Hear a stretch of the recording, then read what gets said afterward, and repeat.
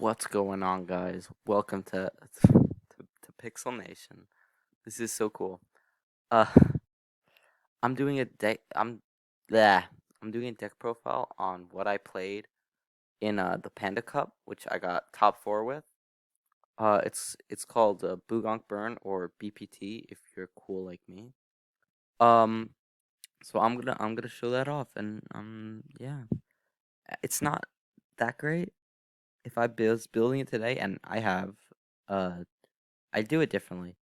Uh, but yeah, so basically the point of this deck essentially is to play Bugonk with Blaze Elixir Starship, which attacks for 8 points for just like directly. Do that ideally twice, which gives you 16, and then just get the rest of 4 off of whatever the hell else. Either Hot Potato, Floating Temps, etc. And or just attacking whatever. So that's kind of what it's about. So this year, and then it has Copex helmet because it's yeah. So basically, Copex helmet, what it does is, you can play it on a creature. When that guy dies, you can put it on another creature and it gets that effect. So I could just put it on Stalius or Yang, and it could just attack for free, which is cool. Yeah, it's not great, but it's like cool. So like it works. Um, yeah. So basically, right. Let's just go over the obvious, easy stuff. Yang, because it searches, so like obviously, yeah. Um, Point Phantom, you blaze it in this deck. By the way, I specifically built it because I think it's kind of lame if it's like, oh, you just do Bugong twice and then you get some more points and then you win. That's and also it's probably not going to win you a tournament if you just do it like that. So you want to be very flexible, ideally, right? So you can 100% blaze the Point Phantom. Uh, it works completely fine. It's 4 points. It wins a lot. I mean, realistically, also if you think about it, you put your Bugonk, Blaze Elixir Starship. That Blaze Elixir is kind of getting you 4 points anyways, so it's just 100% worth it. So yeah, no, you 100% blaze that. Um, that's Point Phantom, obviously. Stalius, because it free plays Yingalion and it also free plays Bugonk, which maybe can get some wins sometimes. And it's also just like good. So like, you know, it's just a good card. Like, I don't know, man. Okay, Thorngaborg. This is interesting. This is interesting pick. Um so meta wise, Droplet Squaws is just better, right? Uh it has better stats, it has the same effect. It's just better, right? But here's why Thorngoborg's better in this deck, right? It's better because it's a 1-star. So what you can do, and I've done this, I actually lost the secret, or not secret. I lost the Nova doing this with when he used for Sign, right? So you can do the Bugon combo, but on Thorngoborg. So you can just Blaze Starship it and attack for 8 if it's open. So in this deck specifically, Thorngoborg is just better. You probably want to run Droplet or Rokuman anyways, maybe, but I didn't. Uh, yeah. Okay, I only help about pay 3 stars, get an attachment, right? I only ran one. I don't know why. This card's really good. Uh, whatever. Well, I'll get to changes later, right? Um. So yeah. Okay. So here's where stuff gets interesting. Floating temples, right? This card is once per turn if you have no cards in your hand, gain 1.2 stars. This one like this lost in the finals, I think, like Black Hole Battle 2 or something. Like a deck running around this card, which is cool. And we got this support. This card is I love floating temps. It's one of my favorites. It's you can just free play it by killing all the cards in your hand, minimum 1, so it's not broken. And you could just get a temp floaty, and then it also gains 300 attack, so it's like hard to kill, right? This card is like actually broken because it just guarantees you one and then probably like even more points, and it's a blocker so you don't just die because they know you don't have beast or whatever. Insane card, great card. Um, yeah. So this card, I only run one of each. I could run two temples. I wouldn't want to run two temps. That would just be bad. But it's probably better to keep them at one. It's just kind of like, oh, you're at 18 points. Cool. Let me just throw it down, hope I don't die, and then like probably win. Right? It works. It's won me a billion games. Um. Okay. Yeah. So hot potato. This card. Okay. So when it's permanent resource. When you play it, um, when a player plays a resource or activator, it swaps planets. That's you or your opponent. And then after 5 turns, which is you, your opponent, your opponent, you. So at the end of your third turn, it's does it. You kill it, and whoever owns it gains 5 points. Right.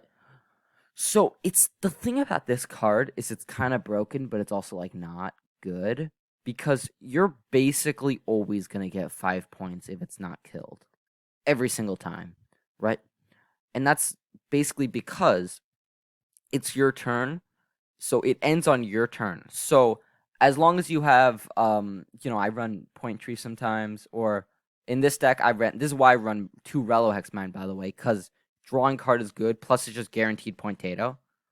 Uh, and Pointato is even more interesting because what you can actually do with it is, you can play. Also, you can floating temples if you have in your hand for the hot pointato, right? That's another thing, right? But you can actually use this pointato to put it in your opponent's resource zone to just get a free attack with Bugonk. I've done this a bunch. It's really funny. Like it's very rare, but when you get it off, it works. Also, help about you can even Galaxy Crash or whatever or spoons, but that's like icky. You wouldn't want to waste a Galaxy Crash. Yeah, so that's and it's just 5 points, which is, fourth of the way to win. Um, I ran 2 Monument. I would not do that. This is a sideboard card for one of them at best, like against Shios or something. This card doesn't because on average, what you have like 4 draw cards in a deck, maybe. So I'm not wasting. Like it's definitely worth it if you can hit it off, but you're probably not going to hit it off. So it's just kind of a brick. I would not run the. I would not main deck this nowadays, but I did back then because it was like it's a good card because you'll probably get it off eventually, right? It's just if you draw it, it's bad. Um, yeah. So that's kind of the list that I. This is what I played, right? We'll go over. I mean, let's go over staples first. It's probably not that interesting. The only I mean, to AAA, it's not interesting. It's just like you need it, right? That's just kind of how the deck runs. Uh, Rest of this super standard: Phantom Matter, Spoons, Tomb, Turret, Field, Crash, Beast of the Black Hole, and Pelfam, which is just in every deck forever, right? Also, it has a side deck, and this is what I ran in the side deck. I don't know why I didn't run 3 more cards. I probably just forgot, to be honest. Oh, and obviously Cindy and Planet Guard. I didn't mention that, but whatever. That's a thing. This is the deck, right? Um, let's talk about kind of metas and stuff right now, right? It's okay. Basically every single person and like their grandma runs whatchamacallit. Okay, basically everybody runs Temagrab. Like at least side deck. You generally see side deck one, unless you're playing Calamask if they're like Barrow, which nobody really does, but it's a possibility. It's the same thing. So a lot of people consider Pointato to be like trash, which is kind of fair. But if Temagrab, like if people didn't play it, Pointato would be broken. But everybody plays it, so it's not. Also you can just Pelfam it. Like it's not crazy, right? It's actually the same thing with floating temples. Is you can't like just say, oh, I'm at 16 points. Let me just wait. First of all, you're probably gonna draw something you can't just play.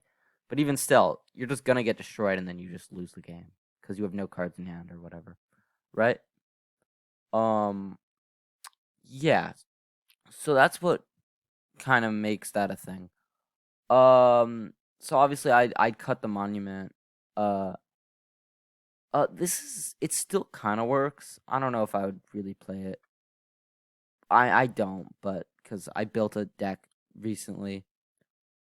So yeah, that's the list here.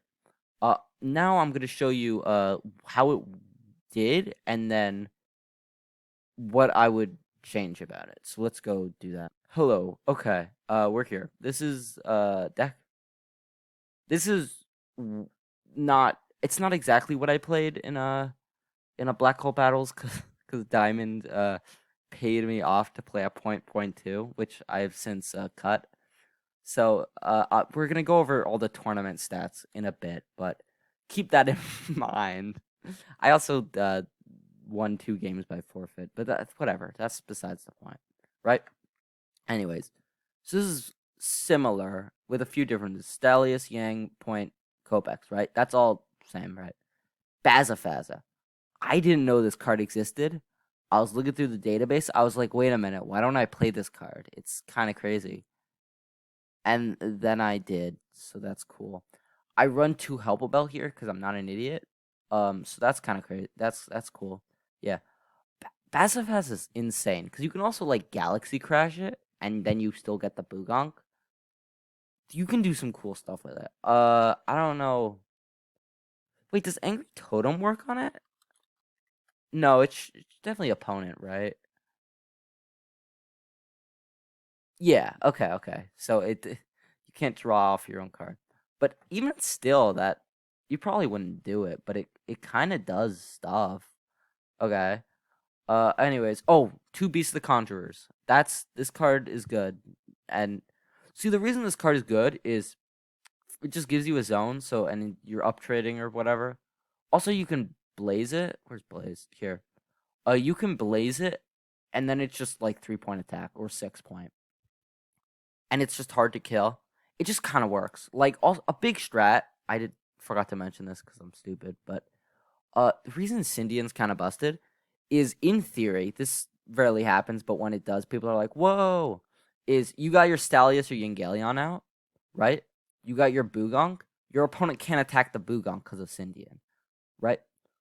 Uh, so this just kind of adds to that. It also gives another target for Stalius. So it gives you the second zone. It does a bunch of stuff. It's good. It's good, right? Uh, 1 point tree. This card's kind of wild. I don't know. It's fun because sometimes that last 2 points is just kind of it, right? Because what you get off Bugonk once for 8. Let's say you attack with Point Phantom, so you get what like 6 or something. Okay, and then I don't know, you get a bunch more, so you're at like 17, and your opponent's at like 15. It wins you the game sometimes. It does, and it's good. I don't know. 2 Thornbark. I added 1 Droplet squads here. So that's cool. Okay, 1 Point Tato, in the I knew people were gonna be playing Timograb. So I just couldn't run 2. It just wasn't worth it. Um and also the point tree is there. Because I know, oh, my opponent's playing Gaius. Oh, he has Timograb. I'll probably side them out for whatever the hell. Right? Staples, all the same. It's nothing interesting there. Okay, side deck. This is actually cool. Monument to Creation, I have 1 Kashias, and that's like a thing, right? 2 Lava Behemoth. Lava Behemoth is kind of crazy. Um, be because the because basically you kill the resource zone, you get a free 8 point attack, right? That's the idea at least. 2 Erratic Void for Pally and Sindel, and also Galdor's Box for Sindel, which is like, yeah, fair enough. Okay, so we're here in the tournament. This is December Panda Cup, right? Um, so I'm just gonna show you kind of. I got 4th place in this tournament. So let me just show you. This is my first deck, the first one I showed you. right? The one with temp floaty or whatever. And yeah, so let me show you how I did. So I was in Group B. I got 2 wins here against Secret and Plague. I beat Secret here, which is really funny. Yeah. So so that just, shows you the power and or luck of the deck, depending on how you want to look at it. And then I lost both games in the actual thing. But I did win once in each of the sets, so I don't know. Maybe I was just lucky. Maybe it's just a good deck. Who knows? Who's to say? Yeah. So that's just kind of how I did here. It's cool. Yeah, definitely cool. Okay. So Black Hole Battles. This is uh this is the real big tournament, right? So here's how. So okay, keep in mind one thing. While like looking at this or whatever, is I got a freebie twice, right? Um, or was it? Yeah, he never showed up, Wyvern, and I think Alt F4 never showed up either. So I got 2 free wins. So it doesn't, it's whatever. But I beat Dragonfire, Rokamane, whatever. And then I lost to Ludwig 2-1, which again, I won once, you know? So overall, I got 5th place. But technically, so it says I like tied with Sword, Eden, whatever. Technically, I got one more win. I'd say I beat him. I don't know, that's just me. But whatever. You might disagree. But that's all I'll say. So I think conclusion, it's a cool archetype. People should stop messing with it. You listen, you can call it whatever you want. You can't argue with not terrible tournament like not great. You're way better off playing, just random old Gaius or Sindel or Pelisium or Roka or any of like the actually big, actually good decks, which there are a good amount. This format's fantastic, but not like old's one where it's just everybody just plays Pelisium and then it's like okay, and then some people play Bird, but it's like still not even as good. This is it's a great format. You can do stuff. You can have me pull out some crap and then just like kind of win a bit, because skill or whatever, which is how games should be. So that's the video. Yeah. Uh, like and subscribe.